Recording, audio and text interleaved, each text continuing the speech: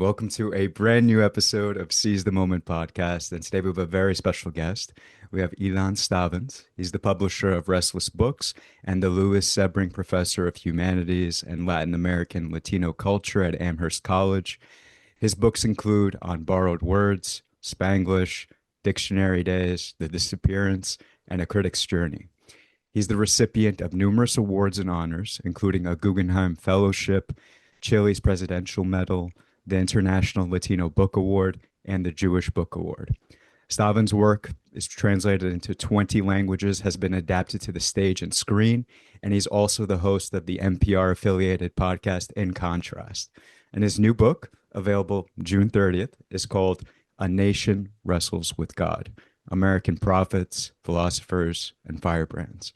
Ilan, it's such a pleasure to have you with us here today, and thank you for being on. It's a joy, sheer joy. Absolutely. And so in this book, Ilan wrote, our relationship with God has its ups and downs, its moments of light and darkness, its closeness and distancing, its rewards and disappointments, but it hasn't always been understood in those terms. In ancient times and up to the Middle Ages, observance was seen as mostly passive from the human perspective. One accepted the will of God, or there would be consequences. This changed from the Renaissance onward into a more balanced equation. As theologian Abraham Joshua Heschel put it, communing with God entails humans searching for God, and in equal measure, God searching for a human counterpart. Thus, the title of this anthology begets its own double. Just as America wrestles with God, God wrestles with America. Wow, man, so poetic. So several things come to mind. So first of all, like, holy shit, man, what an ambitious work. Like, my God, how many, no pun intended, how many people were covered? 108, I believe. 108. I believe. Yeah. And so I just want to tell you an anecdote because so I think for all of us, to whatever extent, to whatever extent, I think all of us, like, whether or not we kind of profess belief in God or not, I think for the most part, like, all of us have some notion or let's say some kind of like effect, for lack of a better term there, of God in the back of our minds. So I'll give you guys an example. So a couple of weeks ago, we saw the Steven Spielberg movie Disclosure Day. So to Steven's credit, I thought it was a good movie to whatever extent. I didn't necessarily love the story. And so here's the thing, right? Even though it's like about, like, obviously extraterrestrials in particular, but I think there's this idea of like something above us, right? And so I got to tell you, man, like, when that disclosure happened, there was a part of me that had, emotions welling up in me. And so when there's not to spoil it too much for anybody, but there's like this reporter, and she's kind of like catching her breath, and she's about to cry, and she's like, oh my God, like, this is real, and people are like, yeah, wow, oh my God, holy shit, I guess we have to start believing in aliens now. But the thing is, I think for me, as somebody who was a former believer, and somebody just in terms of like aliens, God, I mean, to me, it's kind of all the same stuff. It doesn't really matter. It's a little bit more interchangeable. But for me, for somebody who was a believer, there is a part of me, and I think there's a part of all of us, that wants to believe that something like that exists. So why that movie felt, at least in that moment to me, because the movie itself is whatever, but it felt so important to me because, again, there's this sort of part in us, this dormant part of even the staunchest atheist, right? That says like, oh my God, when you see this on the screen and when you see it materialize, you're thinking like, this is like a dream come true. Like, everything starts to make sense. Like, everything that felt meaningless, the suffering, all of the sort of the wasted moments and everything that was ever done in vain. Like, in this particular moment, it all felt like it was going somewhere. So Ilan, I'm going to ask you now with that in the context of that, right? So why is it that you felt that it was necessary to tackle, as much as one can, obviously, to tackle God? And can you tell me, just from a personal perspective, do you have kind of some of that too, man? Because I know you're obviously more of an academic intellectual, and I wonder how you kind of just personally address the idea of God too. I have absolutely that every single day. I can wake up in the morning being a skeptic, doubting everything, feeling that we humans are in control of every action, every thought. And as the day progresses, and the day is a kind of microcosm of the week and of the month and of the year, I have doubts. I begin thinking there's a higher power. Some bad news might have arrived that day, and then I feel a certain compulsion to see this as part of a larger narrative. And if there's a larger narrative, there might also be a larger scribe that is putting together this narrative. So within the same day, I can go from a deep unbeliever to an envious believer, somebody who thinks that presence of God, or however we want to imagine it, that need to default to a higher entity that will give meaning to life is just a journey that we are constantly doing. I genuinely have this envy for somebody who doesn't see the other side, who's not a skeptic, who believes from 8 a.m. in the morning to 9 p.m. at night, and who doesn't allow the intrusion of a reason or logic or other forms of a alternative way of organizing the world. I wanted to put this book together. I myself have reached the age 65. I'm an immigrant to this country. I have been both in awe and repelled by some of the things this country has done, but mostly I have been very thankful for the opportunities to be part of this larger experiment that is the United States, again, for better or for worse. And I wanted to give back as an outsider and as an insider to tell the narrative of how others, individuals and the nation as a whole, coming together, wrestle with the concept of God. And there's one, I'm not a biblical believer, but there's, and I love the Bible simply for the stories it tells, the magic of the characters. There's one story of the character of Jacob who wrestles with an antagonist or an adversary or an angel. And I think of myself as always having that kind of abstract entity in front of me, an invisible angel that is talking back or reacting to some of the things. Again, not necessarily in a religious way, but in a kind of a dialogue with what it means to exist.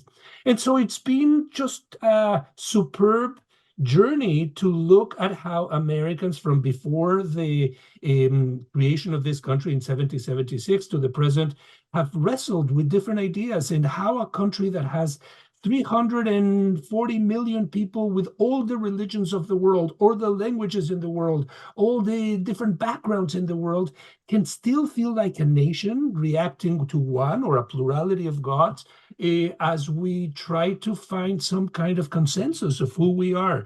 All that makes me both feel reverence for the historical project that America is, and also feel like a little speck of dust in all of that. Wow. You know, something interesting that you mentioned before, you envy the person who all day from the morning till night has that belief, right? That unwavering belief. And I could see what you mean, right? Because there's no questioning, they have a certainty that goes with them throughout the day. They have their faith. It does sound in a way like superior in regards to you having a strong sense of what reality is, Right. right? But out of curiosity, do you think that someone who is a skeptic or who sometimes questions what is real, what is not real, is this belief correct, is that belief not correct? I mean, for the times that maybe they do experience, let's say, you know, it doesn't have to be a religious experience. It Right. doesn't necessarily have to be, I mean, we could call it a spiritual experience, I suppose. But So, I wonder if the person who sometimes questions things, but then has that, you know, maybe being, let's say, I mean, this, I'm borrowing from Eastern philosophy, let's say, but yeah, let's say being present to the moment or right. having a Satori experience or something along those lines. Like the times that you do it, kind of, maybe that's also a strong thing because you have that polarity between Absolutely, questioning Aaron. and, Yes. yeah. To me, at this point, I can say that it's the question, not the answer, that Mm, matters. The actual constant wrestling with what all this means. Even though I envy that individual, as I was telling you at the beginning, the envy shows a kind of reverence, but also an affirmation that I couldn't be that person, because I trust the power of doubt. And to me, doubt is as important to religion as absolute and unquestionable certainty. And the person that I was imagining when I first was telling you is somebody who believes in the existence of God, never doubts it, folds a very devoutly into the prayers, into the rituals, into the forms that allow the railing of life. One of the things that I admire from religion as a whole and the role of religion in America is the fact that it gives society railings. It gives us a concept of what to aspire for, how to organize our cities, how to organize our days. It might be a remnant of the Middle Ages or even earlier years, but religion gives you a sense that you don't discard the higher powers altogether, that as rational, as scientific, as technographic as we might be, there's always room for the mysterious, for wondering as you wonder at the same time. And for me, that is essential. And I got to tell you, I grew up in a Jewish enclave that was formed by immigrants from Eastern Europe, Yiddish speakers that moved in the beginning of the 20th century. Religion itself was not the main drive of the day, but the kind of a way of looking at the calendar when the high holidays would come, the Sabbath, the idea that you respect one another, that morality is central to life, that you are supportive of efforts to improve everybody's lives and not only your own. I think all of that comes from religion. And even when you move away from God, and I think it's healthy to move away from God at different moments in life, if there is such a creature, to move away from religion, to find your own space, to find your own freedom, to find who you are. And maybe they say that people become, again, more spiritual, maybe more trusting in certain higher principles as they grow older. When you come back in the latter part of your life, you start thinking of this from a different perspective. You feel that all your effort at being free and being independent and being an individual are all there. You don't have to prove anything new. And now you understand what other people behind you and other people in the future will do. I am at one point, Alan, I was so dissatisfied with institutionalized religion, Jewish religion and others, that I moved really far away. I was a rebel. And at one point, maybe about 15 years ago, I was invited to give to a number of lectures in Latin America. And in one of these, an individual, a photographer of the highest caliber, invited me. He was Colombian, and I was in Colombia, in Bogota, invited me to participate in a shamanic ceremony with ayahuasca. Now, I had grown up in Mexico in admiration of the indigenous population, but I had kind of not gone in that path. And I had my doubts. Should I participate? I was there with U.S. money, U.S. government money. So I thought, am I putting this whole trip in? I'm compromising it. But I participated those 3 days. It was an absolutely religious, spiritual experience, one that shook me to the core. It was with indigenous people, with an indigenous tribe that was very methodical, and all of them were supporters of me, an outsider that knew very little of this. And I think I came back with a renewed sense of admiration and awe for other types of believing, Eastern, as you were mentioning, or sometimes even psychedelic, if you wanted. There are many different ways to reach internally the higher spaces and externally the higher spaces too. And I think the wrestling is what matters. The questioning is what matters. Right. And do you think that we can reconcile mysticism, or at least, the form of mysticism that you were alluding to, with standardized religion? And honestly, maybe the better question is, do we even have to? Yeah, excellent. Leo, I don't know if you can reconcile it. I think there are too many trends in religion pushing and pulling in different directions. But I think it's good to experiment. I think sometimes it can make you feel more vulnerable, and that's why I gather that some people might not want this. Or there are certain stereotypes about drugs, or certain stereotypes about psychedelics that make people think that this is just a youthful way to escape. And I think the mystical side of of religion attracts me dearly, the Eastern side and the within Islam, the Sufis, and within Judaism, Kabbalah. Right. And, those are the ones that I was trying to allude to in that mention of is not only that humans wrestle with God, but God wrestles with humans. In mysticism, the idea is that through your prayers and through your actions, you can change God. It's not only that God is changing you, but you can change God. And if you can change God, wow, that's a massive, whatever understanding you have of God, that's quite a massive transformation. God is not immune to our I don't know, discomfort. And again, I'm not in any way prescribing here a vision of God as a unified force or an old man with a big beard. But I think it's something about being in sync with the universe, Right. or at least exploring how to be in sync, or at least allowing yourself the questions that will lead you in different directions.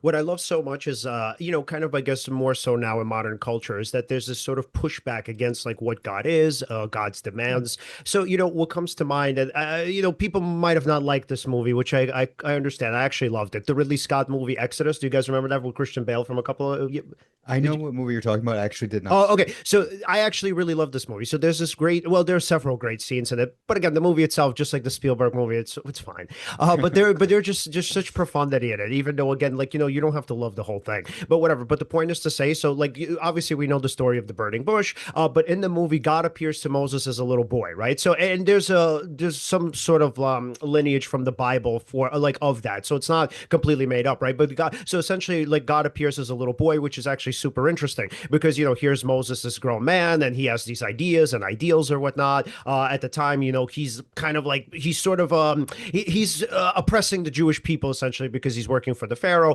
whatever. Point is to say at this point, so the boy kind of comes to him, right? And he gives him these rules and he says, look, you're not really going to understand it. And I'm not going to even explain it to you, which is why I love the movie so much. So he's like, you're just going to have to do it. Like you are here for a reason, right? And what I love so much about the movie, and again, you don't really see this much in the Bible, the Old Testament, right? There's a lot of pushback from Moses. And again, with, religion, especially traditionally, we don't think of it this way. We think God works in mysterious ways. We just have to let it unfold. We're not smart enough, etc. Right? But in this movie, what I love is that Moses challenges him, right? And the best part of it, and I think this is so like the epitome of like a kind of modern intellect, right? Where it's like Moses essentially gives in, and so he does everything that the little boy tells him to, right? But he does it kind of not necessarily kicking and screaming, but he scoffs at it, right? He says, fine, like, I'll do what you want. I don't agree with you, even though I don't need to, like, even though you're not telling me your reasons, I don't need to know them. I think you're wrong, right? And essentially the boy says, like, you don't need to understand it. Like, that's not up to you. You have a job, right? You have a job that's been given to you, and your duty is to do your job. And then we pretty much, without saying it, he's like, then we move the fuck on, right? And in the story of Moses, that's what happens, right? So Moses dies before they reach Jerusalem, et cetera, whatever. So point is to say that that's what I kind of love, is that like now that religion is kind of modernized, et cetera, right? It's that we're not abandoning it altogether. It's not that sort of Nietzschean kind of like precept of like, we need to kill God or whatnot, right? So fundamentally, essentially, we're wrestling with God. And so, Ilan, I would ask, so from what you saw from the many writers and intellectuals and academics that you covered, would you say a lot of it has been sort of this version of this relationship with God, right? Or this version of a relationship with God, where you have people who are essentially on the one hand are sort of accepting, but on the other hand, they're like, well, but I'm not going to accept it, blindly anymore. Right. Yeah, absolutely. And I would go even farther to that, and that's one of the great astonishments that the editing of this anthology showed me or proved to me yet again. And that is that even when you focus on one particular poet or one particular preacher or politician or comedian or what have you,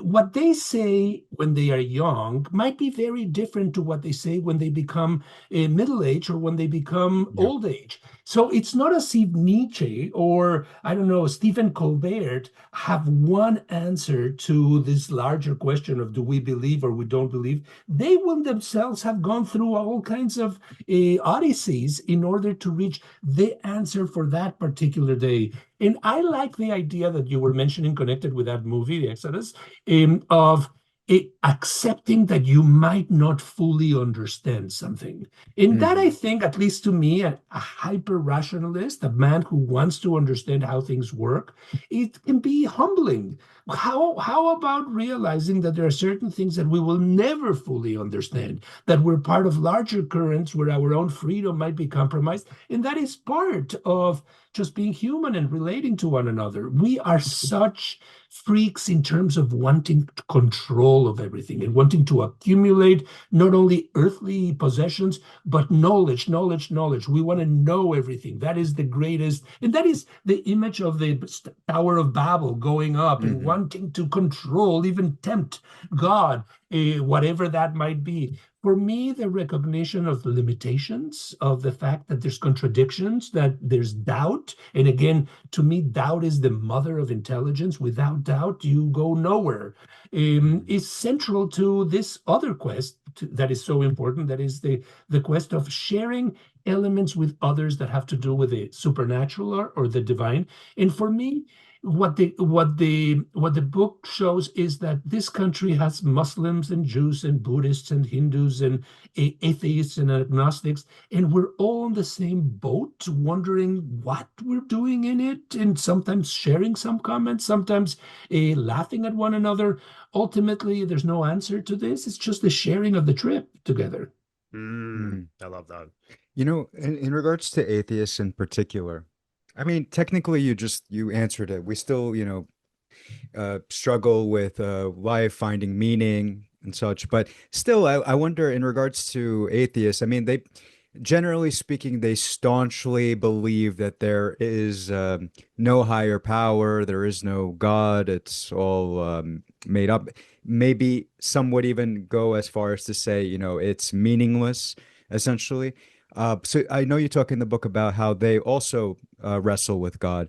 Right. What did you mean by that in particular in regards to atheists? Yeah. Just as the model of the person who is an absolute, and maybe even, and I say this in as benign and positive a way as possible, is blind to any other thing other than God, and faith is unquestioned and unquestionable.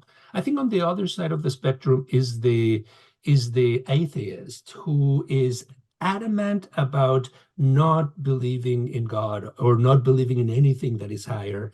And I think that I also have an admiration for those that will not allow the even tiny, minute degree of doubt that might come with when you're getting close to death, or when you have an accident, or when you lose a loved one, wondering, does this have a larger meaning that I myself can't understand?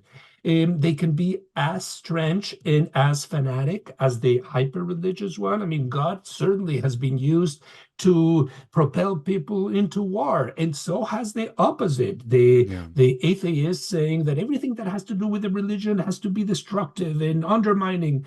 But I find reverence in thinking of those. I find it particularly inspiring that many of them came from a religious background, and only after much internal exploration decided that they wanted to move away. But I wanted to give you what I think is an interesting anecdote that appears in the book. There is an entry by Elie Wiesel, who was a survivor of Auschwitz and who became kind of the conscience of the Holocaust, of the Shoah, after it, reminding us all of the excesses of civilization.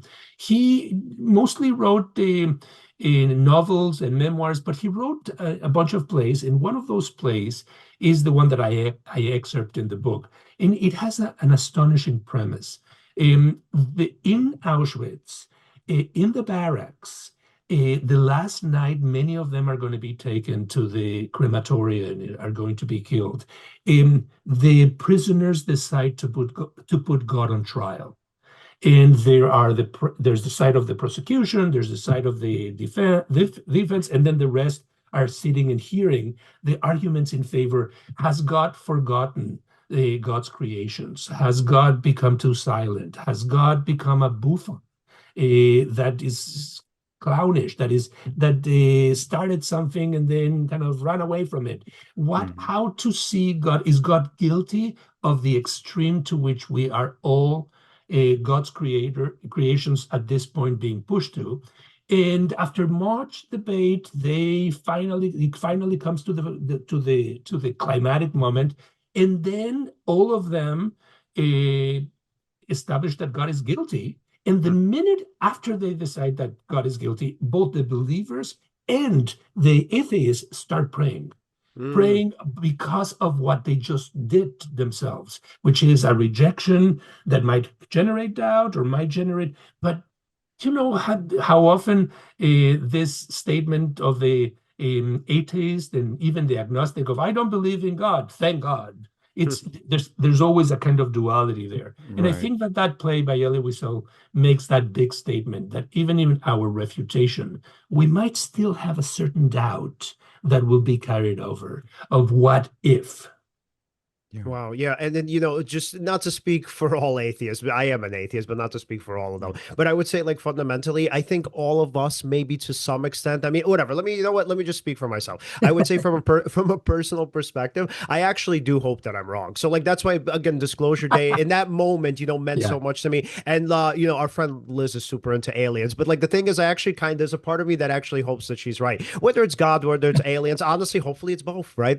But the point is to say, I think the point of so let me just kind of give you, my psychological theory of it, the way I understand myself, right? I think the reason why I'm so harsh as an atheist is because I want to present the best possible arguments. Not that they're mine, to be fair. I mean, these are arguments that I've read, from Richard Dawkins and Christopher Hitchens, whomever, Hitchens, who I hope we get into. But the point is to say, like, we take these arguments and we kind of hope, right? We hope that somebody somewhere out there pretty much says, like, oh, here's why you're wrong, right? Or obviously some deity or whatever presents himself. And so, again, going back to the movie Exodus, so that's why to me it felt so meaningful, because when that child first it presents as a burning bush, right? Then it manifests or evolves or whatever. What's it called? Metaphor. What's the word? Manifest? No, not metaphor. What's the word?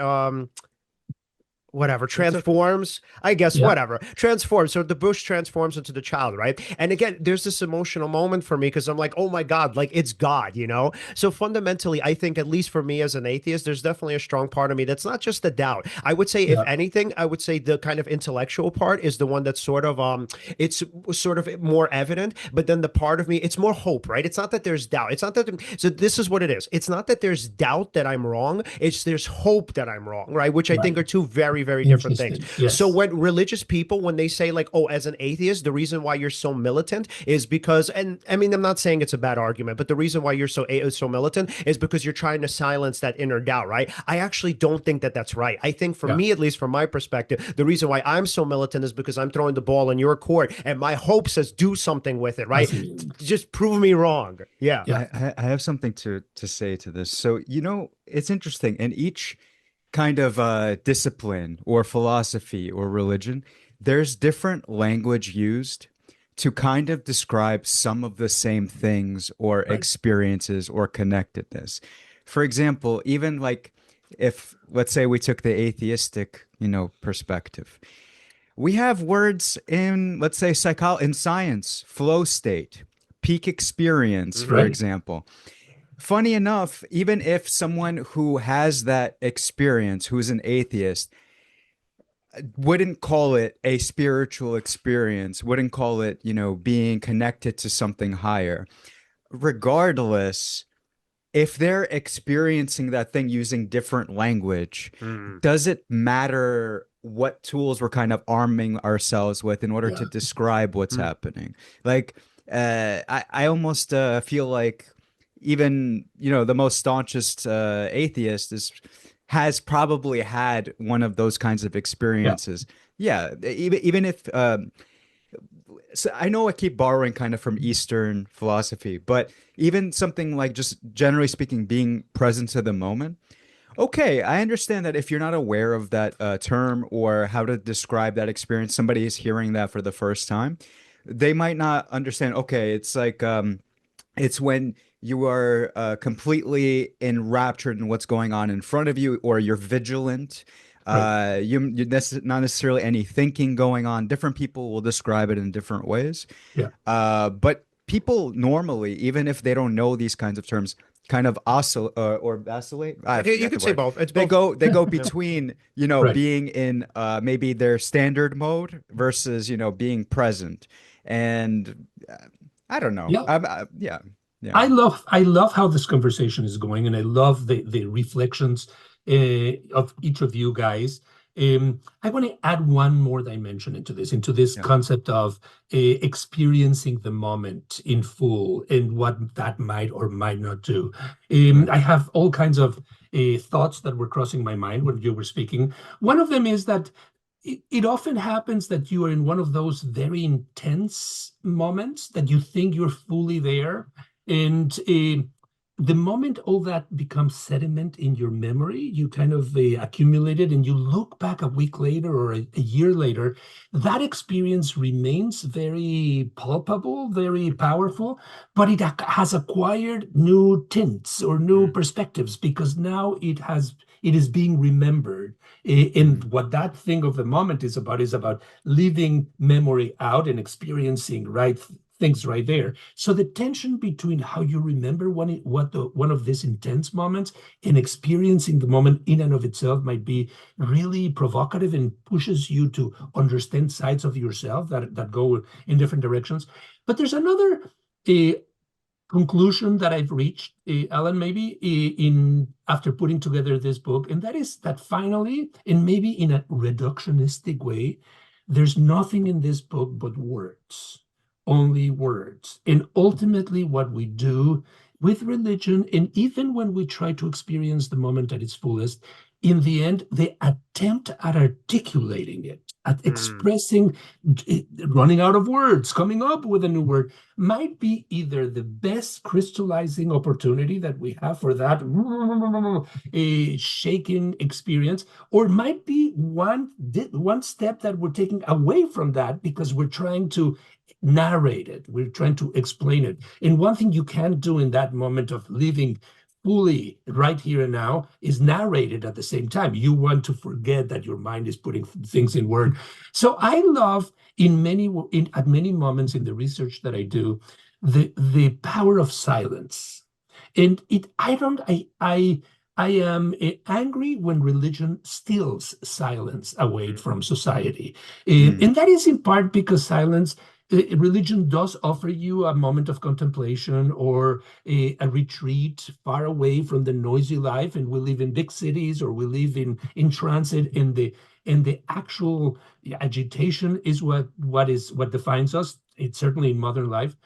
But the quietness that one can have, both internally and externally, the space between words, the fact that sometimes not saying something when you're with somebody might be actually more powerful than saying something, and that silence might be beautifully understood by the person who's sitting next to you, because none of us have the same silence. Each of us has a different type of silence, given that we have shaped it with the personality of our words. So that tints it in different ways.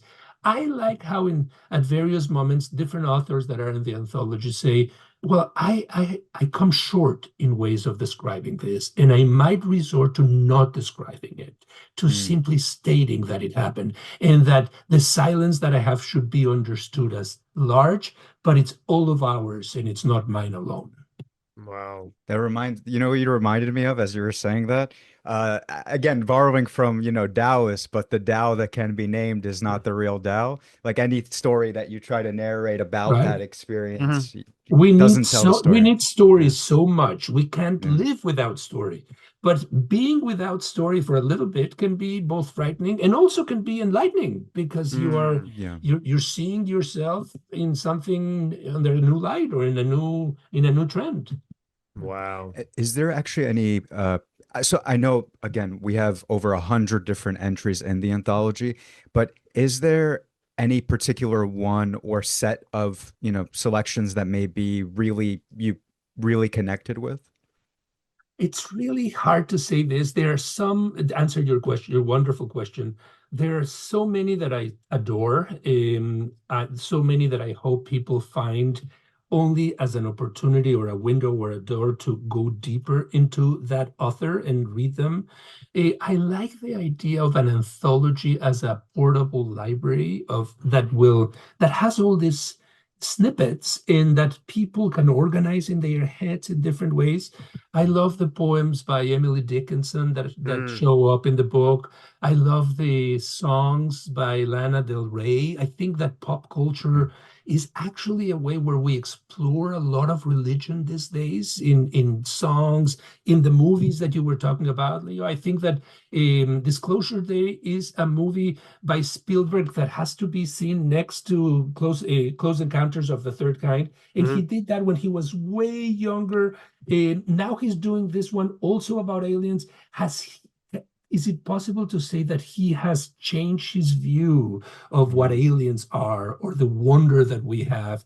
He himself says now, he didn't used to say it then, that he's convinced that there are aliens, that there are other creatures in the universe. Maybe it's now more saying something like that, nobody's going to laugh at you the way probably 30 or 40 years ago people would laugh at you. But I Mhm. think people genuinely change. And one of the wonders to me of Steven Spielberg, and all of us have the classics as books or movies that accompany us or we accompany them through life, is that the Steven Spielberg's wonder, just wondering about what happens at night in a neighborhood with all the lights, or can there be aliens that are arriving next door and you'll invite them in. I think that wonder is very much an American kind of thing, living in the middle class, looking at a weather woman who's delivering the news, just the average American, and all of a sudden, boom, there's something larger that makes a stamp or that leaves an echo, and it's genuinely authentic. I think that in many ways, I don't know how religious or non-religious Spielberg is, but there's a sense of awe and reverence for the Mm. higher powers in the at least these two movies that he's made. Mhm. Now I really want to get into, yeah, absolutely. And then so, but I also want to get into probably the more difficult part of our conversation. So I want to talk about God through the lens of oppression. So you obviously spoke about, and you wrote about Malcolm X. We wrote about obviously Martin Luther King and James Baldwin. So the thing that always comes up for me for people, or with respect to people, especially when it comes to something like oppression, right? And I'm going to say this super carefully. I obviously don't want to disrespect anybody, and obviously this is coming from the perspective of an atheist. So like let's say the idea of Christianity and God, and I'm going to just focus on Martin Luther King, right? So obviously who was a preacher. So it's really important to him, and it's really important to a people who are obviously under oppression, and who are fighting for civil rights. So at one point, obviously, we're fighting against slavery. But the thing is, like for me, the way that I've always seen it, and again, I really don't mean any disrespect by this. The way that I've always seen it is that the Bible, God, religion, everything, kind of that comes with it, that's actually all a part of that system of oppression. So when you hear Martin Luther King, kind of quoting the Bible, etc., it does make me wonder why, right? Like why are we sort of turning to this now, especially when it's been used for so many years, right? To support slavery, right? Not only just slavery, but support abuses, support denigrating people, dehumanizing them, etc. So I guess, I'm not going to really say too much more about that because I think my opinion is obviously evident. But with that being said, Ilan, I guess how do we, from the writers that you've covered, right? And I really want to even talk about these kind of alternative versions of God with Malcolm X and the Nation of Islam. But how do we sort of view God now through the lens of oppression? Because obviously, on the one hand, you can easily reject it and say, well, fuck this. This is a part of that system. And on the other hand, you have a Martin Luther King that says, actually, it's distinct from that system and we need to take it back. Yeah. Mhm. I mean, this is the elephant in the room, and I thank you for bringing it up and being so honest and direct.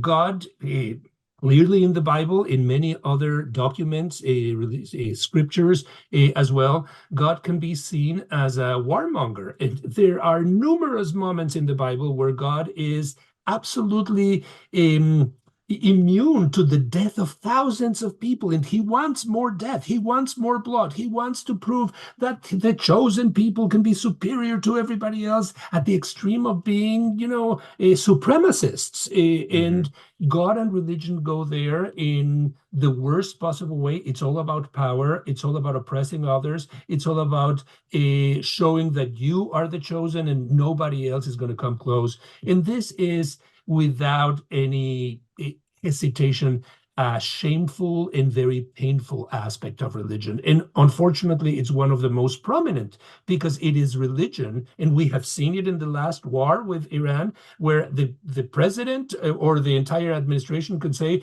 God is in our side. God wants us to destroy Iran. And then you have the other American, that happens to be the Pope this time around, saying, no, God is not a warmonger. God actually wants some peace and love.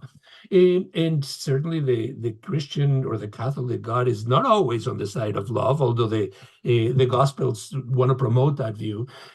So it's very hard, and it has always been very hard. And my guess, Leo, is that it's always going to be very hard to separate the nasty, oppressive, aggressive, demeaning side of God used to promote a certain ideology or a certain superiority effort vis-a-vis the other's God that is more personal, that is more internal, that not often has to do with the institutions, but it is more of an internal search. And maybe for that reason, Alan, you were bringing the Eastern religions, where God is more about going in rather than going out and destroy somebody outside.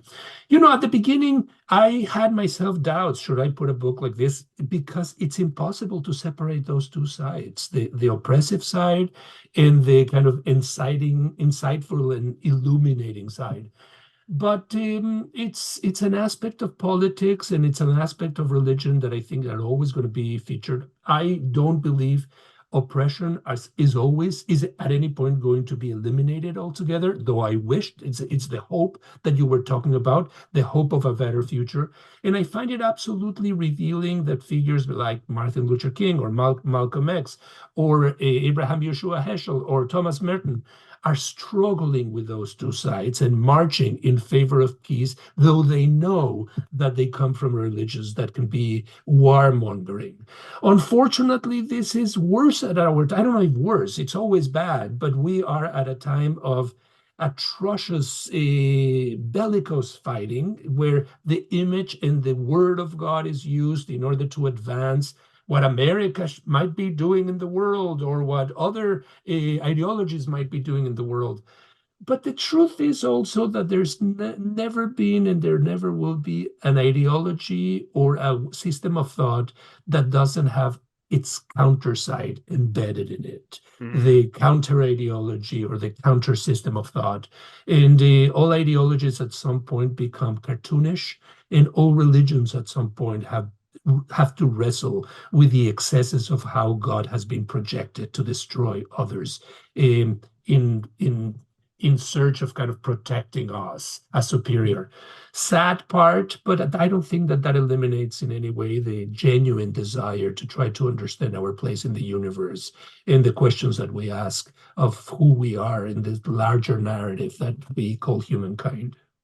Interestingly, I would say, and this might even be a really stupid thought, but I would say like the idea of Christianity and of Christ, I mean, it's almost like it's a kind of it's a making up for, the violence of Judaism, right? And so, I mean, that part is, I think people have said that millions of times, right? But this part I think is sort of unique, is I would say something along the lines of, it's kind of interesting that we frame it as Jesus died for our sins, because if anything, actually it sort of reads more like Jesus died for the sins of Yahweh. So if anything, he sort of cleansed he cleansed the Judaic religion, and then you have Christianity, which at least in theory is obviously more so about loving your neighbor, about love, peace. right. Yeah. So, but it's just kind of interesting how it's framed as though like, oh, well, this is to cleanse humanity, when really it's to cleanse like the warlord that was God, and now we're this new came religion. Before this. And that is Right. a fascinating contrast between the Hebrew Bible and the Christian Bible. The Hebrew Bible, my God, it's really about God just losing his wits all the time and fighting against this and sending somebody else to their death. And I mean, that God doesn't, it comes from a moment in time, in history,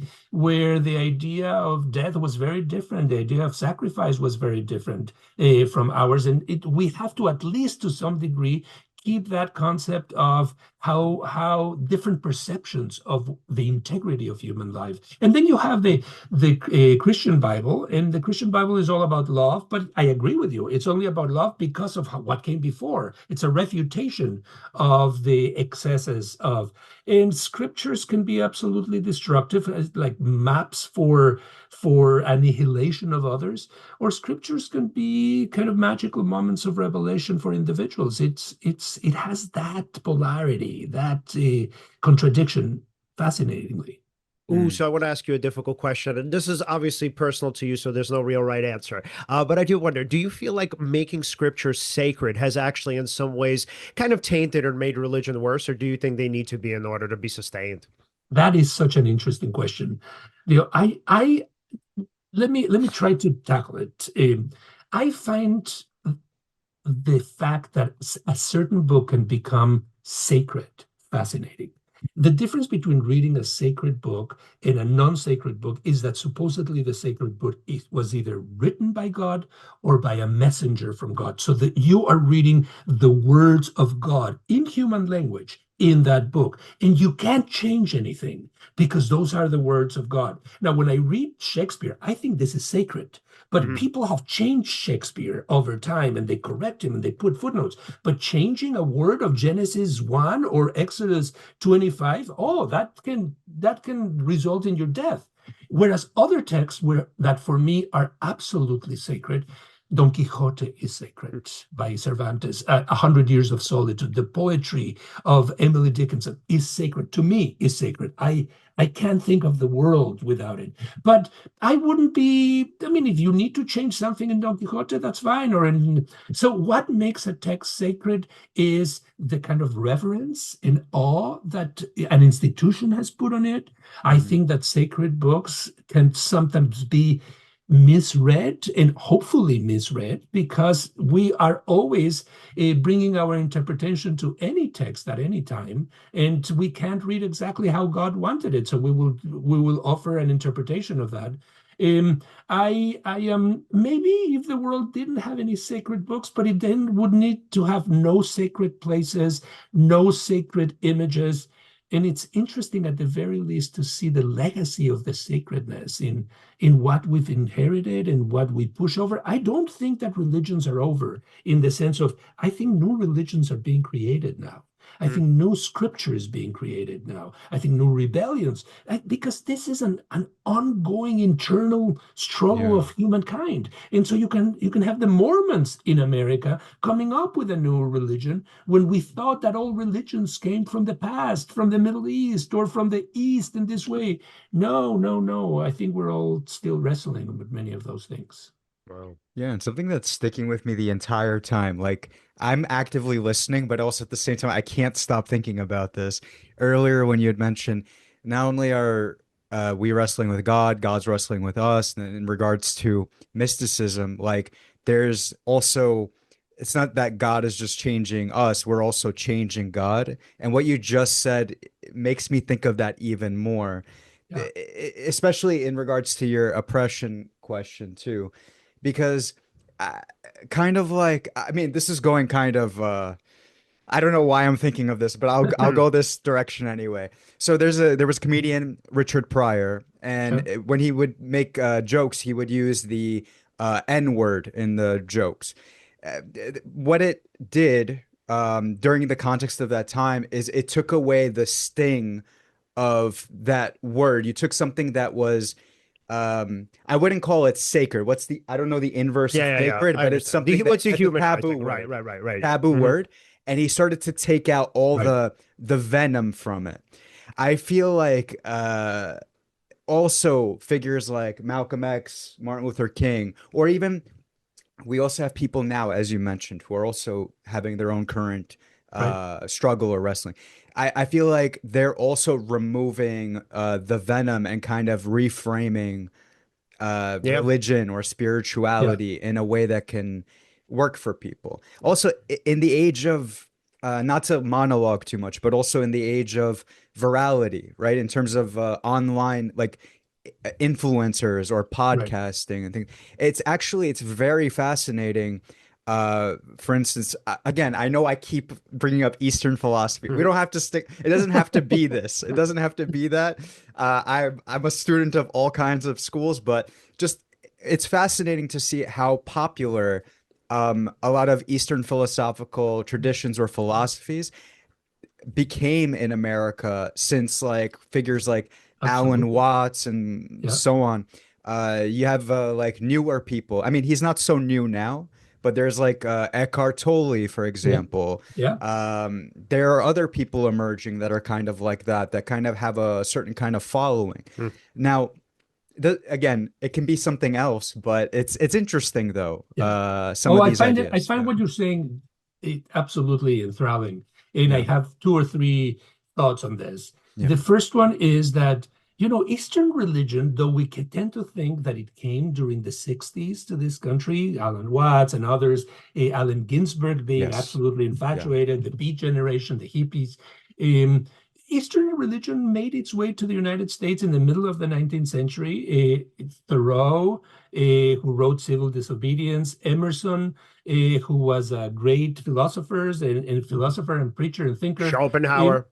Chopin were absolutely in love with that, Yeah. and they are the first ones that really bring, as a reminder and as a statement, not everything that Western religion offers us is the right thing. Take a look at these other options. Take a look at what Hinduism and Buddhism are making. And people, it's a genuine desire when the transcendentalists, with these guys in New England, are saying that nature is God. This is quite I mean, today we might kind of laugh at this, but this is quite a statement. Everything around us is God. The Mhm. trees, the streets, the birds, the snakes, everything. And they are maybe the beginning of an eco movement that is gestating there. But it's certainly the statement that you don't have to go to a church or you don't have to go to a synagogue to find your own dialogue. But a couple of other things, Alan. The first one is that, yes, ultimately, having edited this book that was much larger, even in the first version, and then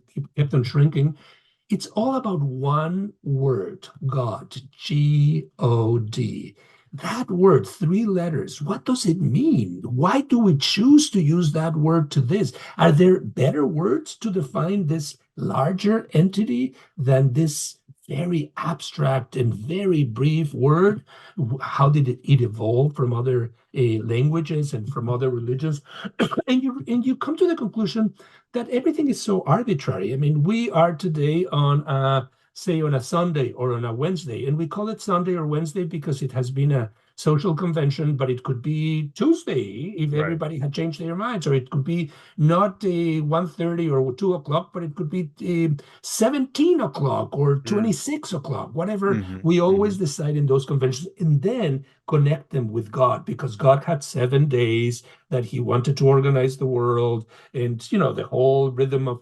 The other thing that I wanted to say too, Alan, is that we are entering, for better or worse, the age of AI. We have entered it, and AI will have an enormous impact on every aspect of life, including our religious life. Hmm. What exactly it will do, maybe it will be like 2001 Space Odyssey, when there's one computer, HAL, that will be mastering things and will be angry. You have that in the movies. Maybe it will be a kind of therapy that you go in the AI. We've heard of a lot of people that are replacing the actual therapist by an AI, and some of them are committing suicides, and others are figuring out who they really were, and they don't need a human person to tell them. I Hmm. don't know where it's going to go, but I do know that even when you just play with this and you go to chat GPT and say what's God, you find these interesting reactions by the AI. And we will see where religion goes in that dimension. I think a lot is happening online these days that is connected with religion that never happened before. A lot is digitized. The images that we see that are revamped, and we can have a biblical image overimposed with something that just happened 2 days ago.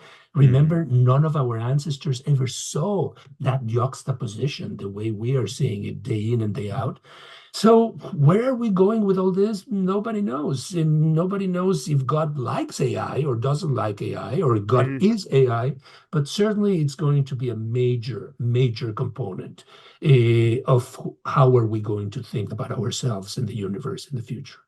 Mm. Interestingly, though, and one could even argue that AI is the version of God that actually talks back to you. So It could Yeah, be, like we're sure. Yeah. creating God, what's up? like Yeah. we're trying to create a Yeah, yeah, God. that's Yeah, right. So yeah. interestingly enough, Elon, I guess what are your thoughts, man? So why do you think that for the most part, let's assume that we've created God, right? Right. Why do you suppose that just humanity, right? No matter what iteration and no matter what epoch, right? We seem to want to know or to create something, right? That is actually kind of somewhat all-knowing and all Right. helpful, etc. Like, the sort of divine or whatever, ephemeral in some ways, digitized, right? This sort of father figure like creature. Why do you think we keep doing that?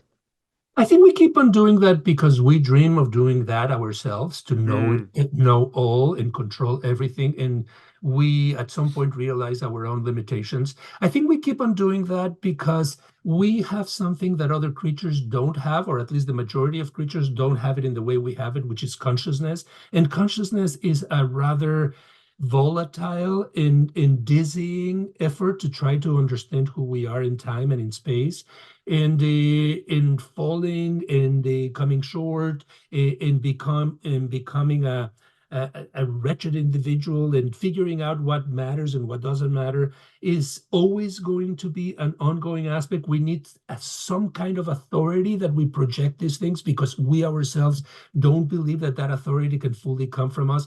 At this point in history, you don't need God for morality. You can do good and you can do evil and not believe in God, but at least one has to recognize that all of that comes from that dichotomy between good and evil, between going to heaven and going to hell. And even though heaven and hell have become a kind of joke for a certain portion of the population, we can't stop joking about it. And that is proof of the endurance of this concept of where Mhm. all bad people go and where all good people go. What I find is not the answer of why, but what are the iterations that we do, and whenever we're again figuring out what the next God is going to be. Just as AI is entering just literally every aspect of life, we are on the verge of a new age in terms of discovering other planets. Never until very recently have we seen photographs of so distant Mhm. regions in our galaxy, with all the beauties, all those colors, all the contradictions and yet again we are pushed to think, oh, somebody else out there. Is there a larger plan for this? And mm, these are only the photographs. Could we reach a point there where we find somebody? Imagine finding a society that doesn't have God, that never had God. Or maybe we'll go to another place, we'll figure out that they needed God just as much as we needed, because mm. they felt lonely, they felt loveless, and they felt that they needed a sense of direction. Who Mm. knows? Hmm. Wow. Yeah. And we're going to start wrapping up soon, but I do want to cover this because to me it's really important. So I do want to talk a little bit about Christopher Hitchens. So Yeah. obviously so for Hitchens, we just touched on this a little bit too. So the idea was that, you can still have a morality, right, without God. And so for a lot of people, right, one could even argue, just going to use the Martin Luther King example, obviously I can't possibly know what was in his mind, but one can argue, well, the reason why even, somebody who was oppressed with the use of the Bible and religion, right, one could have argued that, okay, well, Martin Luther King felt like we needed morality. Morality is kind of, founded in religion. Fundamentally, we can't really sort of eschew it altogether, right? Hitchens actually said, well, that's not true, right? And of course, again, I just want to be clear. I don't know what was in Martin Luther King's heart. There probably was a way deeper understanding of it, just in a deeper love for it than just like, hey, this is a means to an end, right? But the point is with Hitchens, he was essentially saying that we don't need to use it. So if there's a world where you are worried about that, and let's say you are just reducing religion to morality and saying, the world's going to fall apart without it, we can have a morality just based on atheism. So Elon, can we just kind of talk about that? So what Absolutely. was it? Yeah. So what was it that Hitchens said, and why was it that for Hitchens we didn't really have to worry that much about religion and eschewing it again Yeah, altogether? I mean, there's no doubt Hitchens, at the end of his life, decided to write this book called, what is it? God is Not Great. Yes. That was a big statement about life in general and about the intellectual elite in particular. I find it important to stress, Leo, that he did it at a time when he already knew that he was sick with cancer, and he was coming to that. So the opposite of what many people might be actually embarking on, which is a closeness to religion, he became furiously, adamantly against it, and wanted to make sure that at least in this life, he could make a statement of how destructive the religion was, and how we didn't need to use all this at a time when we had become already very rational, where religion had been pushed away from the state, and when science and technology had evolved. Keep in mind also that this is more or less the time, maybe a little earlier, when Steven Pinker at Harvard says that we live in the most peaceful time with least violence ever in history, even though we think that we are killing and that earthquakes and that wars. According to Pinker, this is the moment where least people die and where violence is justified, that we contain it the most. An argument that comes in tandem with the fact that you don't need a God to be doing all this. We ourselves can contain it. The fact to me that Hitchens comes from being a very articulate, George Orwell-like commentator on everything, the wars, the politics, the literature, the culture in general, makes it even more attractive. This is a man that is not coming from the fringes. He has been a war correspondent. He has been keeping a tab on the excesses of the intellect just as much as the excesses of religion. Sometimes when I read God is Not Great and I assign it and we read it with the students, it can be as if he is so angry at the image of God that he's writing in circles. He goes again against with the same idea, and then he returns to the same idea, but he has stamina to move forward. It is the only time in the anthology where the headnotes are the little paragraphs that I write in order to introduce the piece. And, in the age of Wikipedia and all that information is already available. So I want to be unique and provocative and also, to the extent possible, neutral and objective, and encouraging readers to see this in the broader balanced context. But I found a reaction to Hitchens, I think it was in Amazon in the page or somewhere in a review, where supposedly God responds, and you're not that great either, Mr. Hitchens. So they are kind of talking to one another. Right. Enormous admiration for him, enormous awe by the courage he had to infuriate at least half of humankind, or at least half of the humankind that read his book. Right. Maybe goes a little too far, maybe, but I love people that go too far, and then I can see them with a certain perspective. We don't read people to agree with them. We read people to see what we think ourselves when we read them. We see our echoes. So to me, Hitchens has been a very important voice. He himself also came from some Jewish background, though he had other types of background, and it was a long journey. Not his greatest book, but probably his most important book, God is Not Great. And I think it's very sobering that he could say all this in America, which I think is as religious as Iran. Wow. So to summarize, whether we love God or we hate God, we are all obsessed with God. Absolutely. So even you, man. Apparently. I'm fucking about to cry over here at Exodus, which is not even that great of a movie. And I'm like, oh my God, it's God. Finally, we've been waiting for this. All right, Alan, final questions for Ilan before we wrap up. Yes. If we wanted to follow you, follow your work, and of course, buy the book, where can we do that? I am deliberately, I don't have a web page. I don't self-promote. The book you can buy it in bookstores. If your listeners can do this, go to independent bookstores. Independent bookstores play a major role in offering different types of voices, or at least showcasing them in different ways. And find my book and find my work whenever you stumble upon it. I don't want to be prescriptive. I don't want to lead you in any direction. Just keep asking the right questions, and that will lead you to finding any interesting work, and hoping that will open new windows of thought. Keep looking to the stars. All right, Ilan, thank you so much for this, man. This was so good. Amazing. Thank you. You guys are terrific. This was just sheer pleasure. Thank you. Thank you. Absolutely, man. We'll talk to you soon. Take care. Bye-bye. All right. So, everyone, of course, if you'd like to follow us, you can follow us at Seize the Moment Podcast on Facebook and on Instagram.